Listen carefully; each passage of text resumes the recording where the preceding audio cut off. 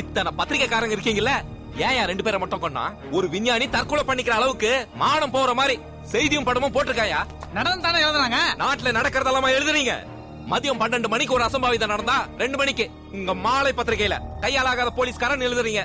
2 மணி நேரத்துல எப்படியா கண்டுபிடிக்க முடியும்? போலீஸ்கார மட்டும் இல்லனா எல்லாம் போனமாயிடுவீங்க. இந்த பஞ்சாயத்தெல்லாம் இங்க வேணாம். ஒழுங்கா கலெக்டர் அம்மாவை ராஜினாமா பண்ண சொல்லிட்டு 4 வீட்டுல போய் 10 பாத்திரம் தேய்ச்சி பொடிச்சு சொல்லுங்க. போங்க சார்.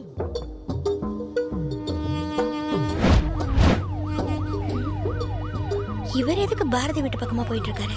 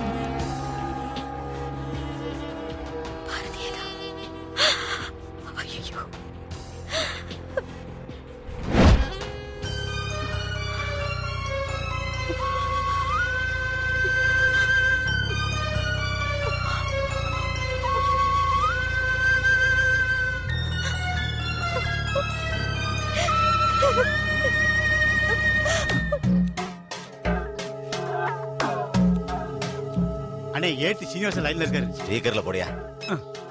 சொல்லியா. ஐயா எம்எம்எஸ் கொலைகாரனை பிடிச்சாங்க. என்னையா சொல்ற? ஆமாயா, இப்பதான் பிடிச்சாங்க. இந்த நல்ல செய்தியை முதல்ல உங்ககிட்ட சொல்லதான் போன் பண்ணையா. மேம், இந்த பொறுக்கிதான் மேம் அந்த எம்எம்எஸ் கொலை எல்லாம் பண்ணது. அக்கா மேடம் இல்ல மேடம், இவங்க போய் சொல்றாங்க மேடம். டேய், கையும் களவுமா பிடிச்சிருக்கோம், இங்க வந்து போய் சொல்றியா? சும்மா இருங்க சார், நான் அங்க இருந்து உண்மையை தான் சொல்லிட்டு இருக்கேன். நீங்க அங்க வந்து போய் சொல்றேன். என்னடா இது பேசுற? Stop it. அவனை விட்டுருங்க. என்ன மேடம் சொல்றீங்க? அந்த எம்எம்எஸ் கொலை எல்லாம் பண்ணது இவன் தான் மேடம். எவிடன்ஸ் இருக்கு, போனும் கையுமா பிடிச்சிருக்கோம். நான் சொல்றேன்ல, ரிலீஸ் பண்ணுங்க. மேடம் இவன் தான் மேடம். இந்த போட்டோல இருக்கிறவன் தான் கொலைகாரன். இவனை அரெஸ்ட் பண்ணுங்க. மேடம் இது உங்க சன் பாரதி. இவன் தான் கொலைகாரன். மேடம் உங்க சன்னு தான் கொலைகாரன் எதை வச்சு சொல்றீங்க? என்ன எவிடன்ஸ் இருக்கு? இருக்கு. நீங்க கலெக்டர்னா என்ன வேணாலும் செய்வீங்களா? நியாய தர்ம பார்க்க மாட்டீங்களா? அவர் நல்லவங்களை கொலை பண்ணாரு, கெட்டவங்களை தானே கொலை பண்ணாரு. நம்ம நாட்டுக்கு நல்லது தானே பண்ணாரு. அவர் ஏன் அரெஸ்ட் பண்றீங்க? இந்த ஆதாரம் போதுமா? இவனையும் அரெஸ்ட் பண்ணாங்க. நாமளா உளறி கொட்டிட்டோமே. நம்ம பாரதி கொலைகாரனா? நான் என் கடமையை செஞ்சுட்டேன். உங்க கடமையை நீங்க செய்யுங்க. உங்களை பாராட்டுறதுக்கு நான் இந்த பதவியில இருக்க மாட்டேன். எனக்கு அம்மாவா சில கடமைகள் இருக்கு. ஐயா ஐயா என்னடா பதற? அந்த கலெக்டரோட மகன் பாரதியா எம்எம்எஸ் கொலைகாரன். ஐயா ஐயா வேணாம். ஐயா ஐயா கொலைகாரன் அவன் தான் தெரிஞ்சதுக்கு அப்புறம் அங்கேயே அவனை சுட்டு பொசுக்காம இங்க வந்து செய். அப்பாவியா இருந்துட்டு என் அரசியல் வாழ்க்கையை ஆட்டி பார்த்துட்டல, உன்னை சும்மா விட மாட்டேன்டா. உன்னை இப்பவே தூக்குறடா.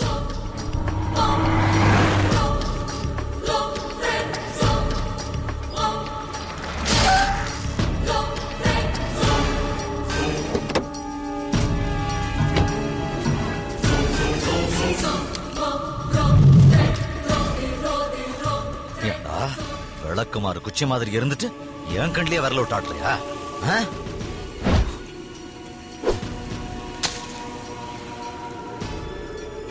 எடுறா எடுறாத.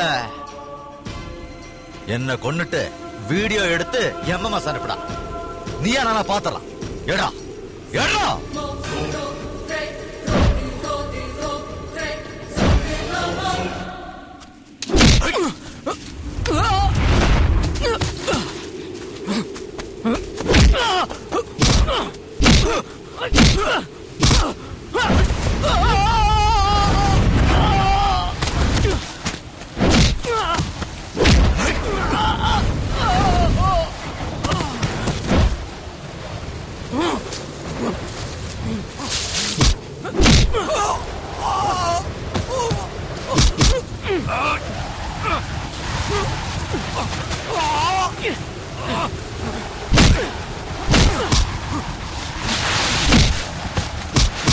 அண்ணா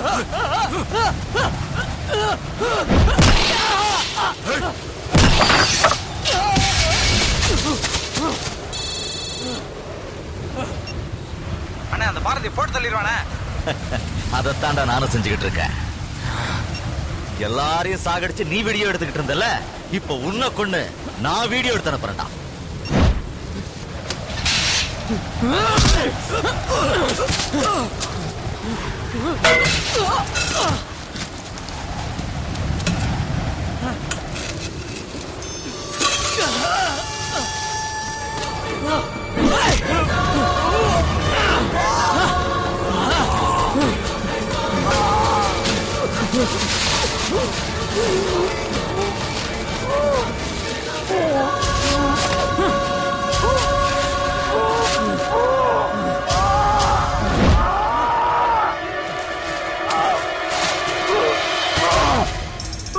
ஏண்டா ஏண்டா இந்த நாட்டை கெடுத்து குட்டிச்சவராக்குறீங்க? மகாத்மாவா வாழ வேணாம், மனுஷனா வாழுங்களேண்டா. ஒரு காலத்துல ஜெயிலுக்கு போனவங்க எல்லாம் அரசியல்வாதி ஆனாங்க, இப்போ அரசியல்வாதிங்க எல்லாம் ஜெயிலுக்கு போறீங்க. நீ எல்லாம் பால்ல கலந்த விஷம்டா.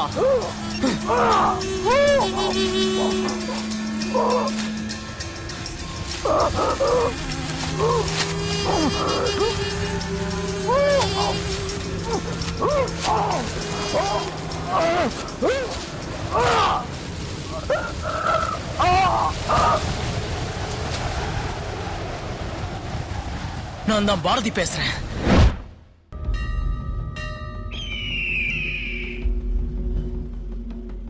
ஏய் எம்எம்எஸ் வந்திருக்குடா. என்ன கொலையா? கொலை மட்டும் இல்ல, வாக்குமூலமும் வந்திருக்குடா. காட்டு பாப்பா. கொலையில நம்ம பாரதி தான் சார் பண்ணியிருக்கேன். அந்த அப்பாவிக்குள்ள இவ்வளவு ஆக்ரோஷமா? அவனை நினைச்சு பெருமைப்படுறதா வேதனைப்படுறதான்னு தெரியலப்பா. நம்மள கொல்றது இவன் யாருல? கடவுள்ரா. கெட்டவங்களை அடிக்க பல சமயம் கடவுள் அவதாரம் எடுத்திருக்காரு. அந்த மாதிரி ஒருத்தன் தான்டா நம்ம பாரதி. இப்பொழுது எம்எம்எஸ் கொலைகள் செய்த பாரதி போலீசாரிடம் சரணடைய போகிறார். அவர் என்ன சொல்ல போகிறார் என்று நாடே அவரோடு எதிர்பார்த்துக் கொண்டிருக்கிறது.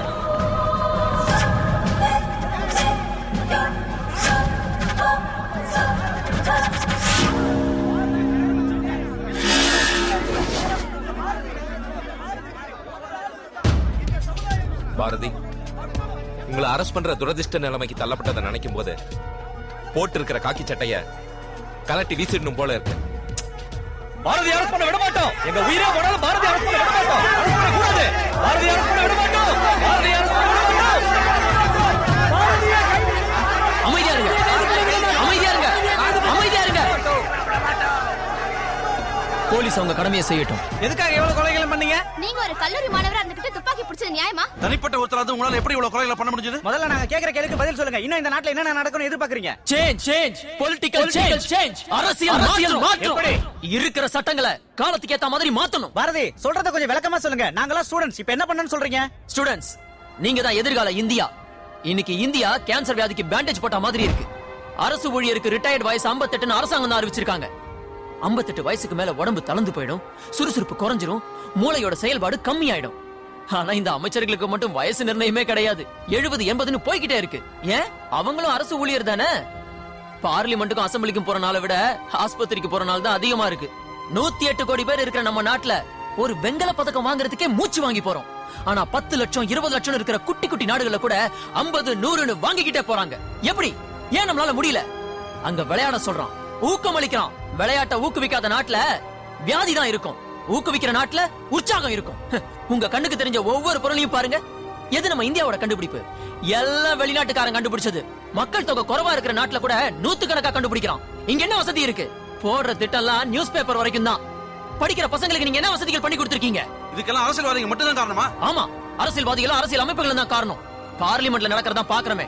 பள்ளிக்கூடத்து பசங்க கூட இப்படி அடிச்சுக்கிறது இல்ல. மக்களால தேர்ந்தெடுக்கப்பட்ட ஒரு எம்பி சபாநாயகர் முஞ்சில பேப்பரை விட்டு எறியறான், மைக்க தூக்கி அடிச்சுக்கிறானுங்க, பேப்பர் வெயிட் பறக்குது, இந்தியாவோட மானமும் பறக்குது. பார்லிமெண்ட்லயும் அசம்பிளிலயும் கண்ணிய குறைவா நடந்துகிட்டா அந்த ஸ்பாட்லயே டிஸ்மிஸ்னு சொல்லி பாருங்க, எவனாவது கத்துவானா? எலெக்ஷன் டயத்துல இலவசமா அத தரேன் இத தரேன்னு மக்களை ஏமாத்திரியே. உங்ககிட்ட யாரு இலவசமா கேட்டா? மக்களுக்கு கொடுக்க வேண்டியதை கொடுத்தா அவன் ஏன் உங்ககிட்ட கையேந்த போறான்? மக்களுக்கு என்னதான் கொடுக்கணும்னு சொல்றீங்க? கல்வியை இலவசமா கொடுங்க, அது போதும். எல்லாத்தையும் அவனே வாங்கிப்பான். உடம்பு சரியில்லைன்னா மெடிசன் வாங்கவே பக்கு இல்லாதவன் எப்படி லட்சம் லட்சமா பணம் கொடுத்து மெடிக்கல் சீட் வாங்குவான்? அறிவை வளர்த்துக்க கல்வியையும் ஆரோக்கியமா இருக்க மெடிசனையும் இலவசமா கொடுங்க, அது போதும். எப்படிப்பட்ட ஆளை தேர்ந்தெடுக்கணும்னு சொல்றீங்க? 10 இன்ஜினியர், 10 டாக்டர், நிதி படிச்சவன், நீதிய படிச்சவன், தத்துவம் படிச்சவன், விஞ்ஞானி, விளையாட்டு வீரன், 4 கூலி தொழிலாளி, 4 தொழிலதிபர், விவசாயம் படிச்சவன் அசம்பிளிக்கும் பார்லிமெண்ட்டுக்கும் போகணும். அதுல டாக்டருக்கு படிச்சவன் சுகாதாரத்துறை மந்திரி ஆகணும், சட்டம் படிச்சவன் லா மினிஸ்டர் ஆகணும், நிதி படிச்சவன் நிதியமைச்சர் ஆகணும், விளையாட்டு வீரன் ஸ்போர்ட்ஸ் மினிஸ்டர் ஆகணும், விவசாயத்துக்கு படிச்சவன் விவசாயத்துறை மந்திரி ஆகணும். இப்படி நடந்தா இந்தியாவோட தலை நிமிர்ந்து நிக்கும். படிக்கிற இளைஞர்களுக்கு நம்பிக்கை வரும், அவன் வாழ்க்கை தரம் ராக்கெட் வேகத்துல உயரும். இளைஞர்களா பார்லிமெண்ட் குள்ள போனாதானே ஆரோக்கியமா யோசிப்பாங்க. வயசானவங்கள நான் தப்பா சொல்லல, உங்க ஆலோசனையும் அனுபவத்தையும் சொல்லுங்க. நீங்க 4 நாள்ல முடிக்கிற விஷயத்தை அவன் 4 செகண்ட்ல முடிச்சிருவான். நீங்க சொல்றதெல்லாம் சரிதான், இதுக்கெல்லாம் கொலைதான் வழியா? மருந்து மாத்திரையில சரி பண்ண முடியலன்னா என்ன பண்றோம்? கத்தி வச்சு ஆபரேஷன் பண்றோம்ல. தண்ணி ஊத்தி போகாத கரைய ஆசிட் வாஷ் பண்றோம். அதத்தான் நானும் செஞ்சேன். நான் சொல்றது மக்களுக்கும் அரசியல்வாதிகளுக்கும் கசப்பு மருந்தா இருக்கலாம், ஆனா அதை புரிஞ்சுக்கிட்டு செஞ்சு காமிச்சா நிலா கூட அனந்து பாக்குற அளவுக்கு நம்ம இந்தியாவை மாத்தி காட்டுவாங்க இந்திய இளைஞர்கள். இப்ப மக்கள் என்னதான் செய்யணும்னு நினைக்கிறீங்க? அரசியல் பேசணும், மக்களுக்கு விழிப்புணர்வு வரணும், மக்கள் கேள்வி கேட்கணும். அதுக்காக தான் நான் இவ்வளவு செஞ்சேன். வெளிச்சத்தை தர விளக்கேத்த கூட ஒரு நெருப்பு தேவை. அந்த நெருப்பாதான் நான் இருக்கேன். அரசியல் மாற்றம் ஏற்பட்ட இந்தியா முன்னேறிடுமா? கண்டிப்பா அரசியல் மாற்றம் ஏற்பட்டா உலக நாடுகள்ல இந்தியா முதலிடத்துக்கு வரும். இந்தியா வல்லரசு ஆகணும்னா என்ன பண்ணணும்? முதல்ல இந்தியா நல்லரசு ஆகணும். அதுக்கு இந்தியா ஒருங்கிணைந்த இந்தியாவா மாறணும். ஒரே தலைமையில ஆட்சி நடக்கணும். ஒவ்வொரு மாநிலமும் ஒரு IAS தலைமையில நடக்கணும். டெல்லியில ஒரு சட்டம் போட்டா அது காஷ்மீர்ல இருந்து கன்னியாகுமரி வரைக்கும் அமலுக்கு.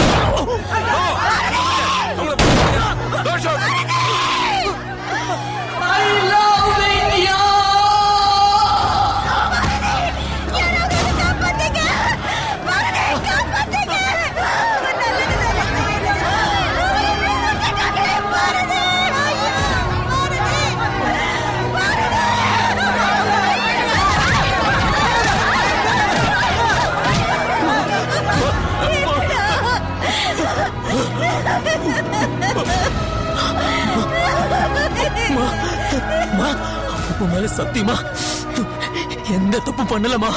நீ பண்ணது தப்பு இல்ல, நீ எந்த தப்பு பண்ணலடா.